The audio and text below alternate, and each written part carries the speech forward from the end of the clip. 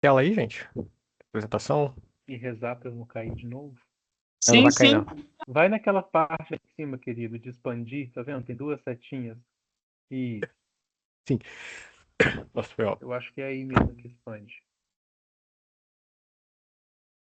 Pronto, você vai apresentando. Eu vou passando pra você. Você Eu me dá estou o comando. travando bastante aqui por conta do sinal e por conta dessa chuva que está armando aqui em Vassouras. Se eu cair, alguém me avisa, por favor. A ideia hoje é falar um pouco da questão das mulheres na fenomenologia também. Visto que o grupo é um grupo de leitura, talvez alguns possam se perguntar, tá, mas até agora a gente não começou a ler.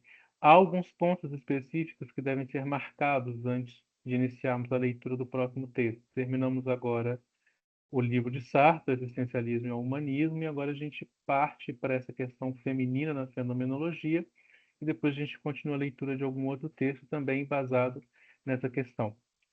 É importante porque na última deputada foi escolhida para representação na Comissão das Mulheres. Isso gerou vários debates na comunidade, inclusive na comunidade psicológica, com comentários antiéticos que não deveriam ter sido feitos por uma pessoa que almeja ser um psicólogo clínico, almeja ser um CRP.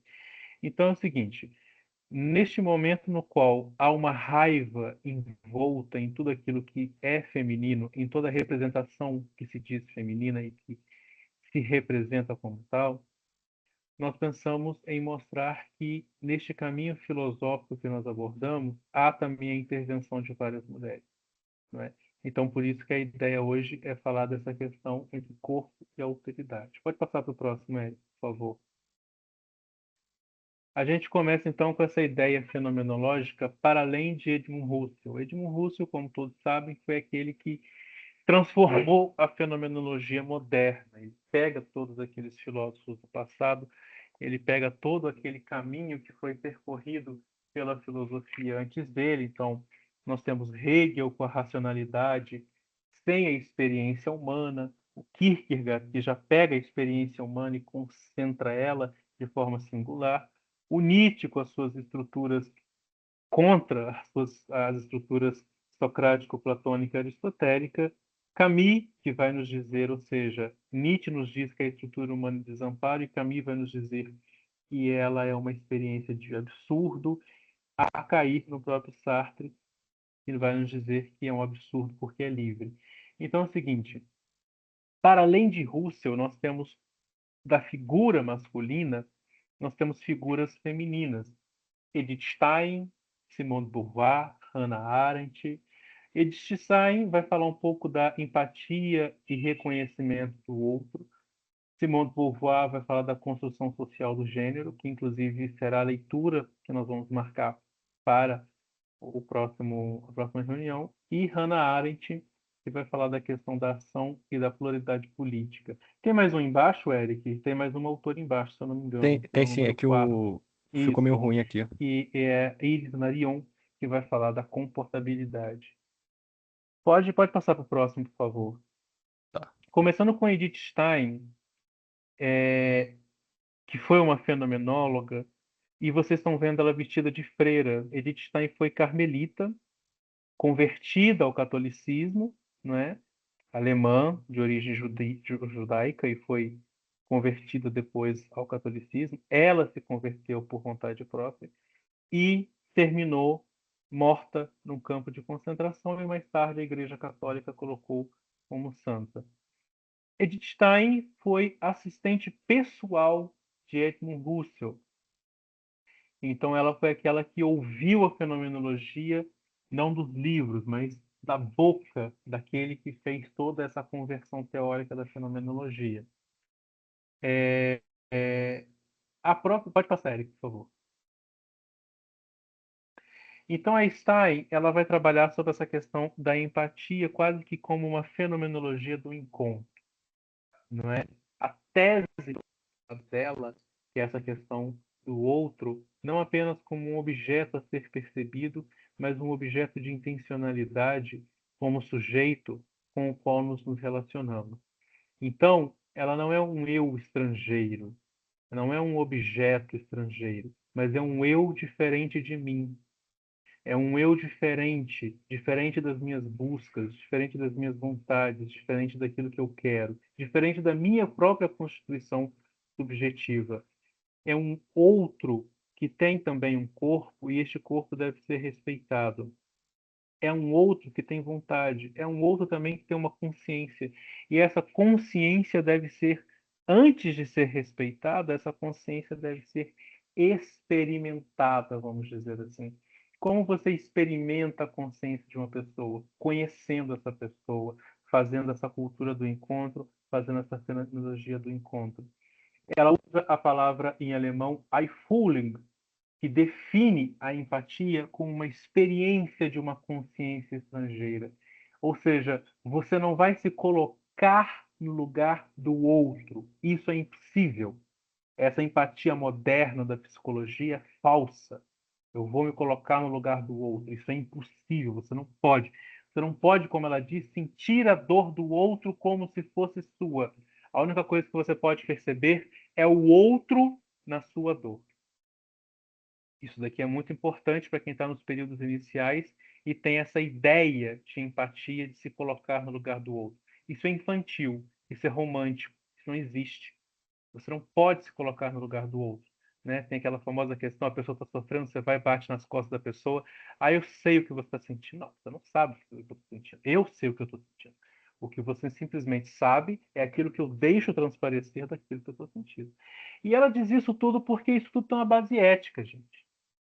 Se nós começamos a querer sentir pelo outro e começamos a achar que o outro é simplesmente um objeto e não um estrangeiro, vamos lembrar aí do Camus, o livro estrangeiro dele tem grande base filosófica na Wittgenstein, nós não vamos ser plenamente humanos, porque nós vamos reconhecer apenas a nossa humanidade, a nossa vida, e tudo aquilo que fizermos vai passar apenas pelo nosso crivo.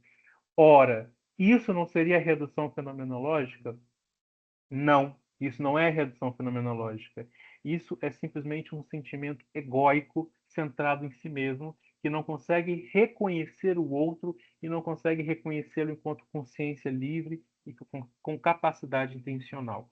Pode passar para o outro. Isso tudo Edith Stein disse em 1917, que foi a época, pode voltar, que foi a época na qual ela começou aí deixa aí, a tese de doutorado dela, Então, Felipe, não na é? ordem, A se é Edith esse Stein, aqui. inclusive, Tá me ouvindo, pode Felipe? voltar, Eric, é o outro, Tá me da ouvindo? Simone de Beauvoir. Tá me ouvindo? Então, na ordem, se é esse, eu acho que quando eu fiz a conversão para deixar em apresentação, ele É o tocou. anterior a esse. A Edith está, inclusive, da base, esse aí, deixa aí. A Edith está, inclusive, da base para um pensamento fenomenológico da própria fé. Ou seja, a fé não como algo a ser imposto, mas como algo a ser experimentado enquanto uma redução fenomenológica da pessoa.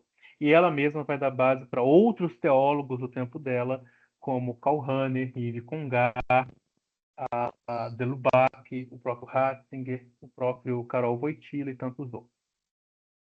Simone de Beauvoir é a grande fenomenóloga com relação à sexualidade e ao gênero. Aí você pode dizer, né? Simone de Beauvoir faz duras críticas ao mito da mulher que foi estereotipado a partir de Eva e depois de Maria no Novo Testamento. Ela não deve seguir Edith Stein. É muito pelo contrário. É muito pelo contrário. As fenomenólogas conversam umas com as outras, né? Então, a Edith Stein escreve, a Simone de Beauvoir escreve esse livro, que para o nosso azar não tem na biblioteca, e provavelmente será a nossa próxima leitura, mas nós temos em PDF, que é chamado de A Bíblia do Feminismo, que é o segundo sexo. O segundo sexo, não numa tentativa dela de dizer que há outro sexo, mas esse segundo sexo no intuito de dizer o seguinte: olha, nós também existimos, as mulheres, nós também somos uma sexualidade, nós somos um sexo, entendeu? A Simone de Beauvoir vai falar e utilizar a fenomenologia para colocar a condição feminina além da biologia, além do materialismo e além da psicanálise. Vejam vocês que Sartre, no texto que nós lemos, o existencialismo é um humanismo, ele vai nos dizer que a existência não é precedida por uma essência. Ele usa a expressão do corta-papel, que é uma tesoura. A tesoura serve para ser tesoura e foi criada para ser tesoura. O animal, por exemplo, sabe ser animal. Imaginem vocês que uma abelha sabe fazer mel há, pressupondo que uma abelha tenha 200 milhões de anos, há 200 milhões de anos uma abelha faz mel daquele mesmo jeito e faz suas colmeias daquele mesmo jeito. Imaginem vocês que nunca existiu uma abelha Niemeyer, uma abelha que queira fazer uma colmeia com uma rampa, com uma curva, com uma escada, uma colmeia com piscina. Os animais sabem ser animais. Os animais são condescendentes com esse mundo. É exatamente isso que o Sartre marca nessa frase. Nos animais, a essência precede a existência. Eles nascem sabendo exatamente o que eles têm que fazer. Como explicar uma tartaruguinha que eclode do seu ovo e sabe que tem que nadar até a água? Entendeu? Como explicar, por exemplo, o comportamento de uma pomba que ergue as suas asas numa tentativa quase que de se espreguiçar, e este mesmo comportamento é presente num papagaio e num periquito australiano? Como explicar, por exemplo, o comportamento de um gato que sabe ser gato, um cachorro que sabe ser cachorro? Nos animais, a essência precede a existência. No ser humano, não há uma essência que preceda a sua existência. O ser humano não sabe ser gente. A gente não sabe nem o nosso nome. Primeiro nós precisamos existir e depois nos constituirmos enquanto existência, nos constituirmos enquanto pessoa.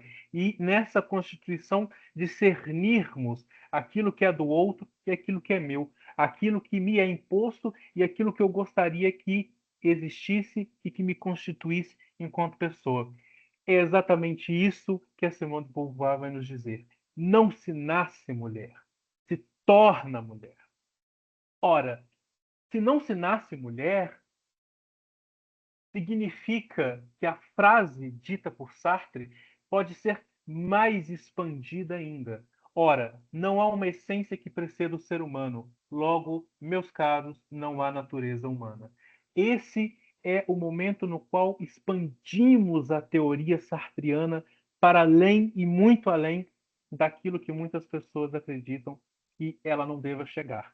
Não existe natureza humana. Ah, então por que eu nasci? Bom, você nasceu porque duas pessoas adultas se relacionaram numa relação sexual, talvez não tiveram cuidado, você nasceu, ou você foi fruto de um casamento desejado. A vida não tem sentido, é aquilo que vai nos dizer Camus. Entretanto, é preciso imaginar Sísifo feliz, que rola pedra, rola pedra e rola pedra, e nesse sentido de rolar pedra, ele vai tentando dar um sentido e um significado a esse rolamento. Não se nasce mulher porque não existe a natureza da mulher. Então, se não existe a natureza da mulher, como que um transexual pode se dizer mulher? Olha, é muito simples, é muito fácil de explicar isso. Existe a função social da mulher. Quando a Simone de Beauvoir vai nos dizer que não se nasce mulher, ela está querendo dizer o seguinte: é preciso pensar o ser humano para além do biológico. É preciso pensar a condição humana para além do biológico, além da materialidade e além da genitalidade. A minha genitalidade não pode ser o final da minha condição sexual, da minha condição humana. Esse é o grande estopim que a Simone de Beauvoir vai nos dar no Segundo Sexo, que é um livro muito complexo, que é dividido em dois volumes e que depois vai servir de base para a própria Judith Butler e muitas outras feministas. Passa para o próximo, Érico, por favor. Então, vejam vocês, a Simone de Beauvoir nos traz essa ideia fenomenológica da condição da mulher, onde ela vai dizer o seguinte: a mulher é obrigada a ficar em cargos que já têm uma espécie de significação e sentido. A mulher ela não precisa de um trabalho de intencionalidade. Ainda que, assim mesmo, ela vai estar numa relação intencional com esses objetos, com esses entes, de certa forma o trabalho já é posto para ela. Ou seja, a mulher nasce para ser mãe. A mulher nasce para cuidar de casa. A mulher nasce para fazer isso. E esse mito é muito presente desde a criação bíblica, quando ela vai analisar também no Segundo Sexo o mito de Adão e Eva, aonde o pecado entra pela mulher. O erro vem pela mulher. Ou seja, o mal do homem, o mal do mundo é consequência da decisão de uma mulher. Isso está completamente errado. Não é bem por aí. E isso vai ser tão presente, tão posto, que os textos que fundam a nossa cultura ocidental são completamente misóginos. Se você pega Orígenes, se você pega Tertuliano, se você pega Clemente de Alexandria, se você pega o próprio Agostinho, se você pega Tomás de Aquino, se você pega essa gama de filósofos e teólogos, se você pega o próprio Aristóteles, todos eles são completamente machistas, todos eles são falocêntricos, edipianos, completamente contrários à figura da mulher. É isso tudo que a Simone de Beauvoir vai nos transmitir. Então, a fenomenologia da Simone de Beauvoir é a fenomenologia do tornar-se. Enquanto Edith Stein propõe para nós uma fenomenologia do encontro com outra pessoa, do encontro com outro ser, a Simone de Beauvoir foca no tornar-se. Tornar-se o quê? Tornar-se a sua essência, tornar-se aquilo que você quer. Uma vez que não há essência que nos preceda, uma vez que não há nada, muito menos biológico, que nos preceda, podemos nos tornar aquilo que nós queremos. Simone de Beauvoir nasce em 1908. Em 1949, quando ela já era uma professora consagrada na École Supérieure de Paris, ela publica O Segundo Sexo e ela vai morrer em 1986, ali mais ou menos junto com Sartre, não é? Ela é a base do feminismo moderno e dessa fenomenologia do tornar. Pode passar, Eric, para o próximo, por favor. Hannah Arendt, por sua vez, que também está ali conterrânea, vamos dizer assim, do mesmo período da Simone de Beauvoir, nos vai dizer sobre a fenomenologia do espaço público. Hannah Arendt foi aquela mulher filósofa que assistiu ao julgamento de Nuremberg dos nazistas e começou a se questionar sobre a origem do mal. A origem do mal. Por que eu faço mal? Por que eu sou mal? Por que eu quero fazer com o totalitarismo e a barbárie no governo político? Não é? Ela também era judaica. Ela foi aluna de Heidegger e foi aluna do Jasper, que nos colocou a psicopatologia geral, né? E a Hannah Arendt, como também Edith Stein acho que não teve nem tempo para isso, mas como a própria Simone de Beauvoir, estavam muito distantes dessa ideia de serem tituladas como filósofas. É aquela famosa piada, não é? Uma mulher chega no consultório de um psicanalista e o psicanalista pergunta para ela: escuta, mas o que você quer? E ela responde: eu gostaria que você parasse de perguntar o que eu quero. Então, essas mulheres nunca quiseram ser rotuladas como filósofa, como isso, como aquilo. Hoje nós falamos, mas na época delas, elas não tinham muito esse desejo. Até porque, para a época, a Hannah Arendt se destacaria muito mais como uma, vamos dizer assim, uma política, uma pensadora política, uma teórica política do que com uma filósofa. Então aí, já embasado naquilo que disse a própria Beauvoir, ela se dá a permissão de escolher, não é? Ela fugiu da Alemanha para os Estados Unidos, mais tarde assistiu o julgamento de Nuremberg, onde ela vai analisar a banalidade do mal, não é? A Hannah Arendt, ela vai trabalhar com algumas questões muito interessantes. A existência se dá a partir da pluralidade. Vocês imaginem um piano, não sei se alguém aqui toca algum instrumento. Vocês imaginem um piano. Um piano só pode ter melodia e harmonia porque ele é composto por várias notas. Vocês imaginem um piano apenas com a nota dó. A tragédia que seria isso, não haveria música. Então, pegando a fenomenologia do encontro da nossa querida Edith Stein, encontrar-se, perceber-se e saber que há outras consciências no mundo, a fenomenologia do tornar-se, nós temos agora a fenomenologia do diferente, a fenomenologia deste encontro com esta pluralidade. E essa pluralidade, muito interessante, gente, sem essência. Então, são várias, usando aquele exemplo que eu dei, são várias abelhas Niemeyer, ou não, várias pessoas que podem se constituir e se inventar e, ao mesmo tempo, se responsabilizar por isso. A ideia da responsabilidade que ela vai nos dar, a responsabilidade ética, é muito influenciado por aquilo que ela passou no nazismo. Lembra que era judia e foi para os Estados Unidos fugindo do nazismo. Por isso que hoje Os Estados Unidos, as pessoas dizem, mas é o berço da cultura, da inteligência, não sei o quê, papapá. Bom, vários políticos, vários intelectuais fugindo do nazismo foram para lá. E foram para lá e desenvolveram as suas ideias, por isso que hoje as pessoas dizem que lá é o berço de tudo, quando na realidade é só o berço da péssima política e do totalitarismo.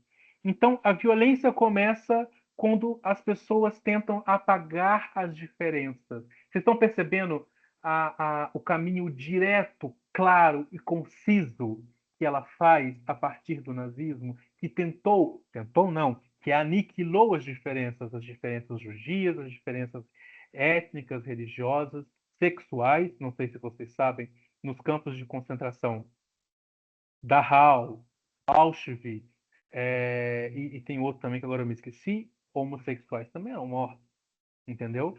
Felipe, Felipe, A própria Hannah Arendt vai nos dizer que o ser humano, quando está neste mundo e ele começa a existir, nele existe e começa a existir um novo mundo. Um novo mundo para ele, que vai simbolizar e dar sentido a esse novo mundo, e vai começar a existir um novo mundo para outras pessoas. Por quê? Outra consciência, outro ser no mundo com o qual nós vamos nos relacionar. Entende? Então é uma linha contínua dessa fenomenologia. A ação política da Hannah Arendt, ela vai usar a questão fenomenológica, o método fenomenológico, por assim dizer, para analisar a vida das pessoas, a experiência das pessoas na ágora, vamos dizer assim, ou seja, no espaço público, como nós nos relacionamos com o diferente. Pode passar, Eric, por favor. Felipe, você tá me ouvindo? Felipe, Eric, você está aí? A Larissa levantou a mão, você quer falar, Larissa? é isso que eu ia É dizer. que você tava. É que eu não entendi direito essa parte da Hannah. Não estamos ouvindo você.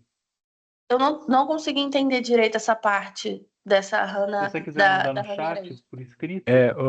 Laís, eu acho que o Felipe ele tá com algum problema no áudio e não consegue ouvir a E gente. E só Eric, consegue eu não falar. estou te ouvindo. Sim, percebi agora. Se você conseguir passar o próximo slide, o que será que aconteceu?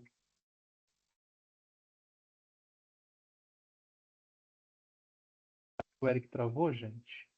Não.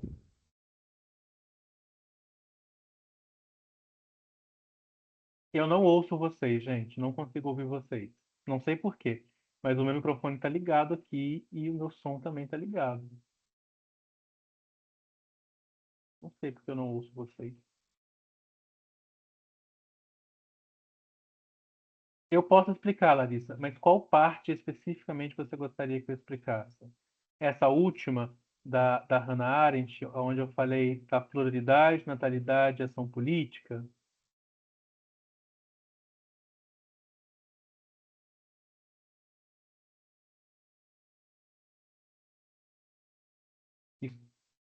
Vamos esperar a Larissa. Isso, essa linha. Muito bem, então.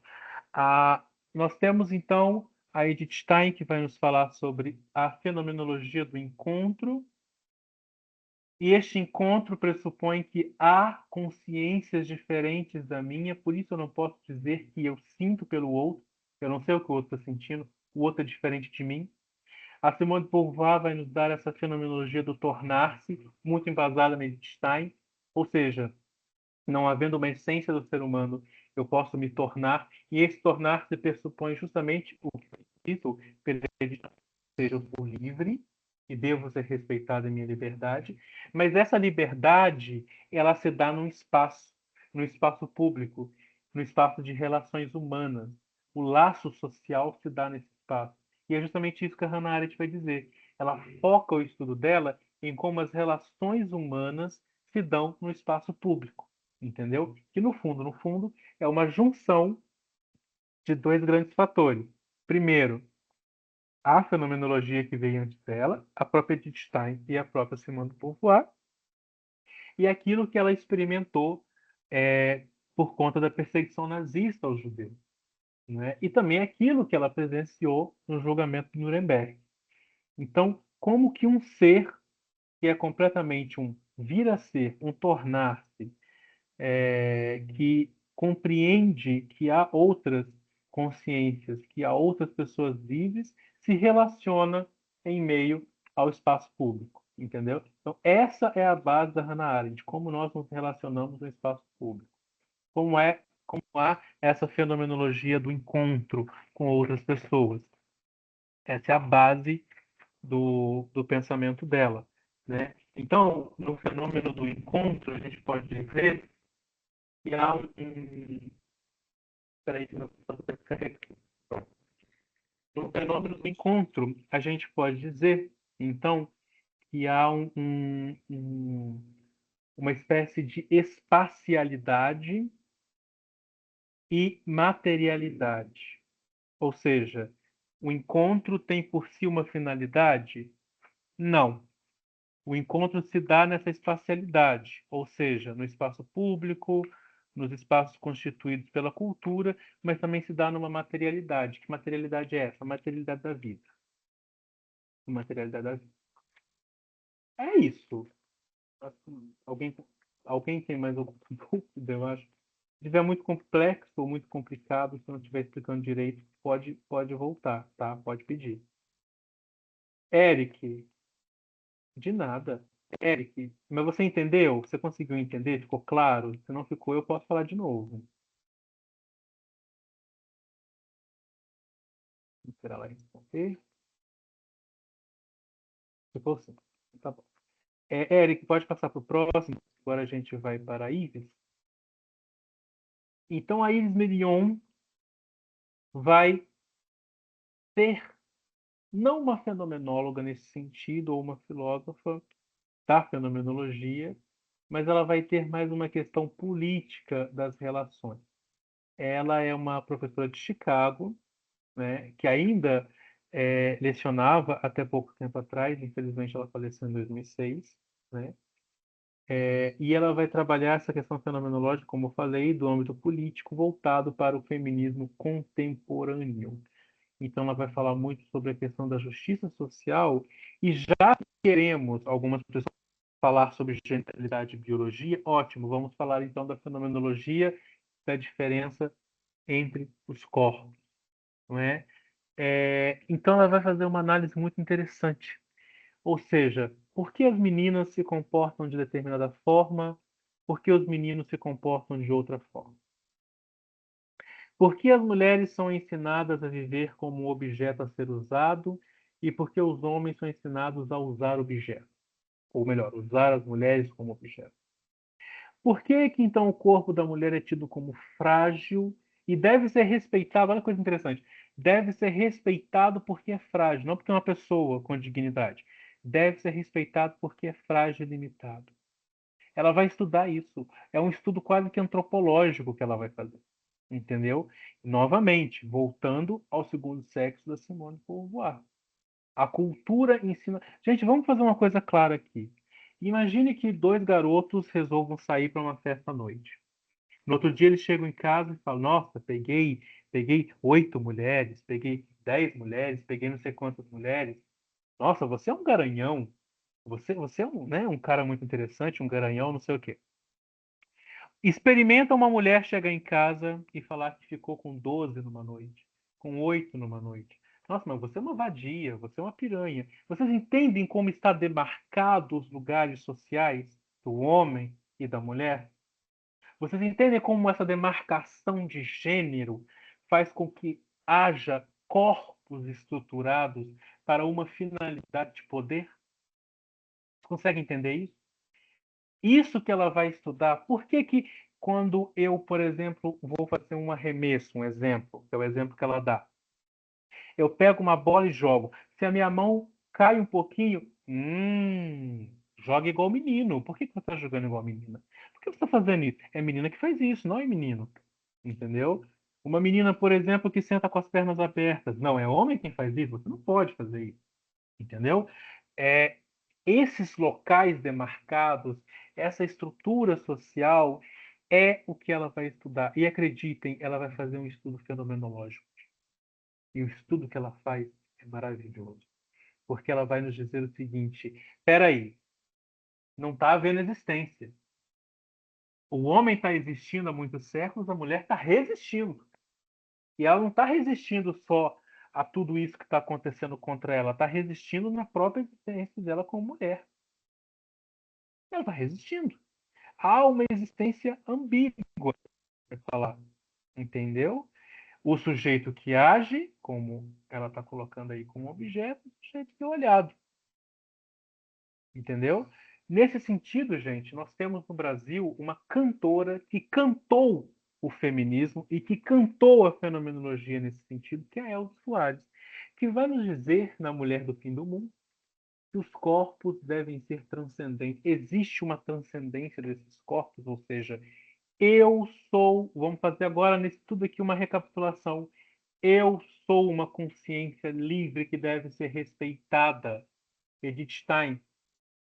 Eu não tenho uma essência que preceda a minha existência, por isso eu sou um porvir, eu sou um completo vir a ser, entendeu? Eu sou um constituir-me, Simone de Beauvoir.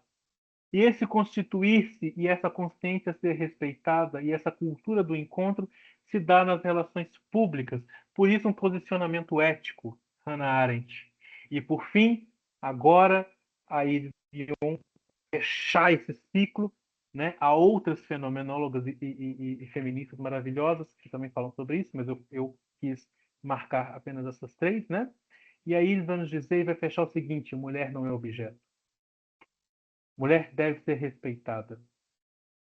Mulher não é simplesmente um ser ou um algo frágil, limitado, que é jogado na sociedade e que deve ser usada e deve ser feito o que vocês desejarem dela. Não. Mulher não é isso. Entendeu? Pode passar para o próximo. Né? Então aí nós temos esse.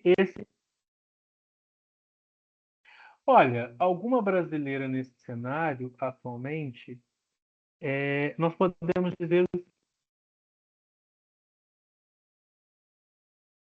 tem, mas feminista. Não entraria como fenomenóloga. Nós temos a própria Djamila Ribeiro, que vai falar bastante sobre isso. Nós temos a Conceição Evaristo, só que a Conceição Evaristo ela vai falar com uma pegada mais racial. Nós temos, ainda nesse sentido que a gente pode dizer, não é bem uma autora, algo do tipo assim, mas é alguém que está ganhando destaque, que é a Rita Von Hunt, entendeu? Tem sim esses espaços. Só que o que acontece? Infelizmente, alguns autores no Brasil, e também por conta dessa psicologia errada que nós temos, vão pegar todos os assuntos e discutir a partir da questão cognitiva, esquecendo discussões filosóficas, sociais, antropológicas, esquece tudo isso. Então vai tudo para uma pegada cognitiva. O mal cognitivo, assim, as consequências cognitivas numa mulher que apanha do marido, óbvio, são várias. São várias, né? Não há necessidade simplesmente da questão cognitiva, há muitas outras questões, entendeu? Vamos ver o que o Eric mandou aqui. É verdade, sujeito mais mundo é igual experiência. É igual experiência. Então o sujeito não pode viver sem mundo. Exatamente resumindo aquilo lá que eu falei. E o mundo, realmente, o mundo é constituído de todas essas porcarias que a gente tem, e você tem que manter uma estrutura reflexiva, mas também uma estrutura ética. Uma estrutura ética de saber o seguinte: aquilo que você escolhe para você, você está escolhendo por todos também. Entendeu? Bom, então a Edith Stein tem a questão da empatia, o reconhecimento do outro como um sujeito pleno. A Simone de Beauvoir vai fazer a questão da situação, né? Ou seja, o corpo não deve ser um cárcere social que é imposto às mulheres, não é um cárcere genital, ou seja, você está preso à sua genitalidade. E a Hannah Arendt vai nos dizer a questão da ação. E a Yves Marion vai falar da questão da motilidade. Há outras, como a própria Judith Butler, e, e a gente pode falar daquela beira de tudo isso, e ela vai falar da questão da performance do gênero, como que o gênero deve se performar, como se a sociedade fosse um teatro. Então, seguindo o pensamento da Butler, não há uma relação de intencionalidade, mas há apenas uma performance. Mas isso fica uma discussão para uma outra época, porque aí a gente vai abrir aí vários leques aqui, né? É, a Edith Stein, então, tem a questão do nazismo, a Simone de Beauvoir também tem questões do nazismo, a gente tem que lembrar que o Partido Nazista invadiu Paris, não é? Mas ela vai trabalhar do papel passivo imposto às mulheres. A Hannah Arendt, a perda do mundo, a perda do social, a perda das relações, e a Iris vai falar da invisibilidade. Assim, nós temos, queridos, a resposta fenomenológica a todos esses assuntos que nós tratamos é empatia. Lembrando que empatia não é essa idiotice que vocês ou aprenderam ou ouviram falar de se colocar no lugar do outro. Empatia como ponte entre consciências, o existencialismo, que é a liberdade do ser, a ação e a pluralidade humana e a corporalidade vivida no espaço social. Eu acho que esse é o último, não é, Érico? Ou tem mais algum? Então, assim, não, é o último lá em cima. Pode subir para ele, por favor. E a gente encerra. Desce um pouquinho, para a gente chegar naquele quadro lá. E aí, ó, o legado fenomenológico. Então, nós temos essas grandes mulheres. Eu, eu seguindo essa linha de raciocínio, eu uso dizer o seguinte: nós temos essas gigantes que vão trazer a ideia do reconhecimento, da ação, da pluralidade, da construção social e da motoridade. A filosofia só tem sentido quando se torna ferramenta para a liberdade e a justiça. Pois é, bem acertado. E é isso, meus queridos. Eu quis trazer esse tema para dizer a vocês que fenomenologia, existencialismo e filosofia também tem essa discussão. Vale muito a pena ler, vale muito a pena se aprofundar. Eu acho que quem quiser seguir por aí vai ter muito, muito, muito pano para manga, muito para ler. E uma coisa muito importante: vamos respeitar as mulheres. Vamos respeitar a liberdade de escolha das pessoas. Vamos respeitar a pessoa que está constituindo a sua essência. Não vamos ser agressivos nem totalitaristas nesses discursos ultrapassados e idiotas. Eu acredito que até porque todos que estão aqui têm um interesse muito profundo na fenomenologia, no existencialismo, e semana passada terminamos de ler Sartre, que vai nos dizer o seguinte: não há essência humana. Gente, não há essência humana, não há humano, não há natureza humana. O que há é simplesmente um ser em existência que é um constante vir a ser intencional e relacional que está aí jogado no mundo do psique. Tá bom? É isso, muito obrigado. Espero que vocês tenham gostado. Vou disponibilizar depois os slides. E agora, nesses últimos minutinhos, se alguém tiver alguma pergunta ou algum comentário, se quiser falar pelo microfone, pode tentar. Eric, tenta talvez fechar a apresentação para ver se o pessoal consegue acessar o microfone e eu consigo ouvir. Não sei se é isso, está impedindo. Mas se quiserem mandar no chat também ou lá no grupo, fiquem à vontade. Bastante democrático. Então, Felipe, você É consegue isso, me gente. ouvir? Muito obrigado. Ele continua não conseguindo nos ouvir. Bom, E Eric, eu não te ouço. Deve ser o seu microfone ou é o meu. Na realidade, eu vou tentar sair da sala e reingressar. Eu acho que é isso. Eu vou tentar sair da sala e reingressar. essa tranquilo aí. O intuito aqui é a gente construir o conhecimento junto. Então, você vai acabando pegando essa base. Vai ser bom. Uma coisa que o Felipe falou, ele já até saiu, enfim. Mas uma coisa que ele falou e que não precisa ser levado tão a cabo é essa coisa de interesse em seguir pela fenomenologia. Eu, assim, imagino que muitos aqui vão para outras áreas, mas é importante ter essa base, né? Essa base de conhecimento. Porque a fenomenologia ela é uma linha muito reflexiva e constrói muito um comportamento reflexivo, eu acho isso muito importante. Então, por mais que vocês vão para outras áreas, como futuramente psicanálise ou a TCC, que são as de estágio na faculdade de psicologia aqui de Vassouras, ainda assim, manter essa base, este comportamento, eu acho de suma importância, independentemente se vocês vão para o estágio da Paula Rebelo, que é professora de fenomenologia, ou se vão para psicanálise com a Barba, ou a TCC com a Tamires, ou qualquer outro campo. Manter uma postura. A fenomenologia, ela preza tanto por uma reinterpretação existencial, digamos assim, que a ética é algo muito importante. Você passa a existir, comportar-se de uma maneira muito diferente da que você se comportaria normalmente, né? Daquele viés naturalizado. Não, é um viés reflexivo, né? Você põe-se a realmente a se relacionar com o mundo de uma forma muito diferente do que seria na cotidianidade, né? Jogar de as coisas são assim, ponto. Não, é diferente. Você toma uma postura mais ativa e reflexiva, que é o que mais importa. Eu voltei e eu consegui ouvir vocês. Olha só que legal. Conseguiu, viajante? Consegui ouvir.